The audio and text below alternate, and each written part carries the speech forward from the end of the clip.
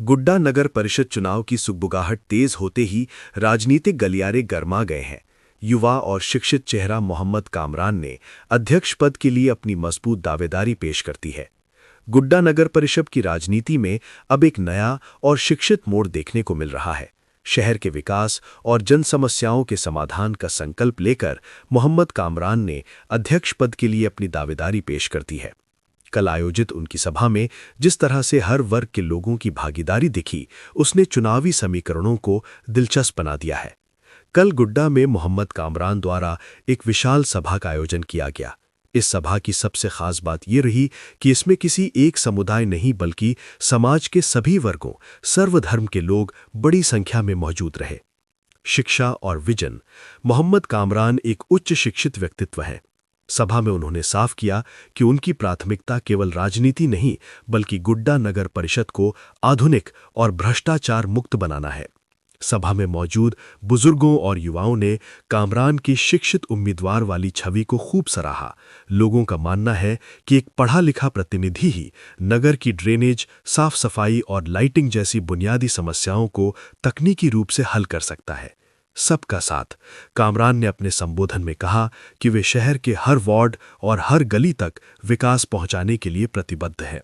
बहरहाल मोहम्मद कामरान की सक्रियता ने विरोधियों की चिंता बढ़ा दी है।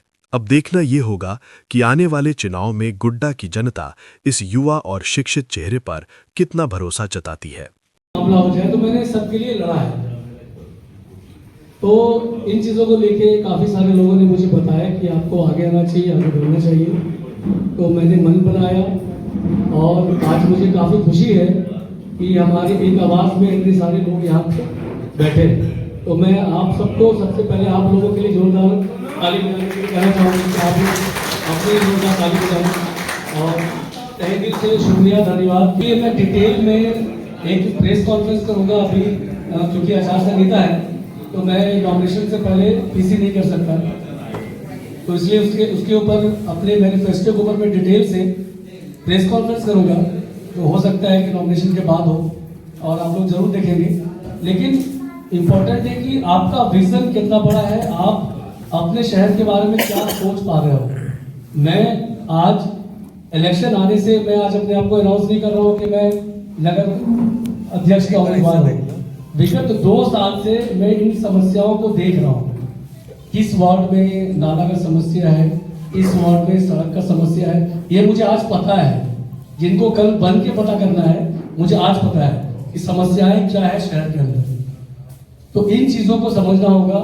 अब इसको करेंगे कैसे, ये पूरा प्लानिंग के साथ करना होगा। कि अब मैंने देखा है कि 3-3 फीट 4-4 फीट का गली है जिसके अंदर ड्रेनेज नहीं है, नाला नहीं है। वो नाला कैसे बनेगा, कहीं पे सड़क नहीं है।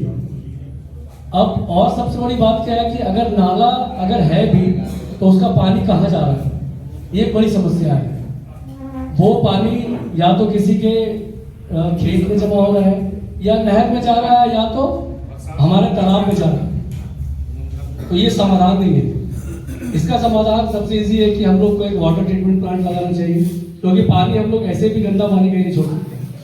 अगर हमारे यहाँ अच्छा वाटर ट्रीटमेंट प्लांट हो जिसपे पानी का पीएच लेवल ठीक हो जाए और उस पानी को सिंचाई में यूज कर सके। ये मैं एक एग्जांपल बता रहा हूँ। ऐसा बहुत कुछ है जो हम लोगों को करना है। तो अगर वाटर ट्रीटमेंट प्लांट हमारे यहाँ लग जाए तो हमारे यहाँ ड्रेनेज का समस्या खत्म हो जाएगा और हम लोग अपने पानी को, नाले के पानी को साफ करके नदी में बहा सकते हैं और उससे सिंचाई भी कर सकते हैं। ये जल संचय अधिनियम के तहत भी सही है, जो आज डीसी मैडम कह रही है कि हम लोग खुदाई कर रहे हैं, पानी का संचय कर रहे हैं। अब उस नियम के तहत फाइबर ब्लॉक लगाया जा रोड पे लगाया जा रहा है, क्योंकि पानी एब्जॉर्ब करके मिट्टी में जाए, जल संचय हो। उस नियम से भी ठीक है। अब आती है कि हमारे यहाँ सबसे ज्यादा समस्या है स्ट्रीट लाइट, जो मैं देख पा रहा हूँ।